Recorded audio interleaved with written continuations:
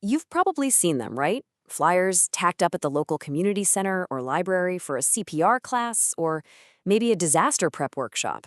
And you kind of pause for a second and think, huh, I wonder what that's really all about. It happens all the time. They promise these super important skills, but the descriptions can be, well, a little fuzzy. So check this one out. The whole description is basically one sentence. And yeah, the grammar's a little interesting, but don't let that fool you. It's absolutely packed with words that are hinting at a much, much bigger promise. So let's break it down and figure out what's really being offered here. I mean, what are you actually signing up for? Over the next few minutes, we're going to tear this sentence apart, piece by piece. And by the end, you'll have a super useful framework for looking at not just this class, but pretty much any preparedness training that comes your way. All right, first things first. Let's jump right in and tackle the most powerful, most active word in this whole description. What does it even mean when they promise you an experience? You know, they didn't just pick that word by accident. Using the word experience is a very deliberate choice. It's meant to tell you that this is not going to be some boring lecture where you just sit in a chair and zone out. Nope. It implies you're going to be doing stuff. You're going to be an active part of your own learning. And that highlights a huge difference in how we learn. On the one hand, you have passive learning, classic school stuff, where information just comes at you. But an experience, that points to active learning, where you're physically and mentally in the game. It's the difference between just reading about how to apply a tourniquet versus actually practicing it until you can do it with your eyes closed. So what does that look like in the real world? Well, it could be anything. Maybe it's hands-on simulations, like using a fire extinguisher on a controlled flame. It could be role-playing, trying to figure out what to do when the power's out and cell towers are down. Heck, it might even be some cool virtual reality drill. The whole point is that it's designed to be memorable. It's practical stuff that sticks with you, not just a bunch of theory you'll forget by next week. Okay, so we've got a good idea of the how. It's going to be an active, hands-on experience. But now let's get into the what. Like, what topics are they actually going to cover in this class?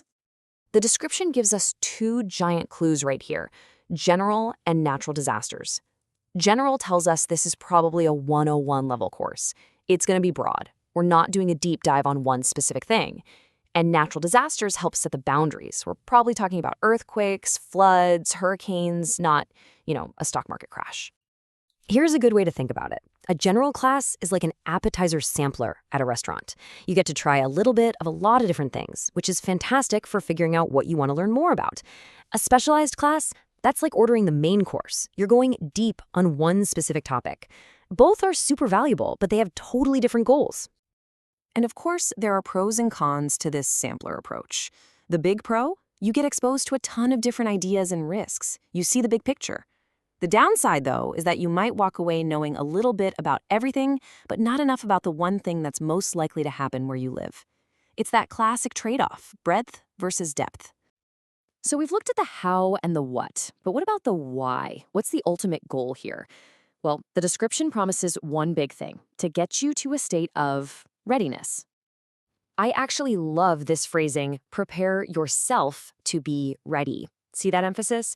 It puts the ball in your court. The class is just a tool, but the real responsibility is yours. The goal isn't just to check a box that says you took a class, it's to actually achieve a new state of being. So what is readiness, really? It's so much more than just having a go bag in your closet. Real readiness is like a three-legged stool. It's a combination of having the right knowledge about the risks you face, having a solid plan for what you and your family will do, and having the physical resources and kits to actually see that plan through. And this is it. This is what any good preparedness education should be helping you with. It has to help you understand your specific local risks. It needs to guide you in making a plan that actually works for your family. And it has to give you the know-how to build a useful kit. These three pillars, know your risks, make a plan, build a kit, they are the absolute foundation of being truly ready. Okay, so here's where it all comes together. We've taken this one little sentence apart, and now we can put it back together as something incredibly useful. A simple checklist you can use to figure out if any prep course is worth your time. Before you sign up for anything, just run through these questions. What does experience actually mean here? Is it hands-on? Which specific disasters are we talking about? Is it a general overview or a specialized deep dive? And most importantly, ask them, How specifically will this class help me with those 3 pillars? Knowing my risks, making a plan, and building a kit. This little checklist turns a vague promise into something you can actually measure. Because look, at the end of the day, a single class is just a starting point. True preparedness isn't an event, it's a mindset. It's a continuous process of learning, practicing, and adapting. So I'll leave you with this question. Thinking about those 3 pillars, risks, plans, and kits, what is one small thing, something you could do in the next 10 minutes that would make you just a little bit more ready than you were before?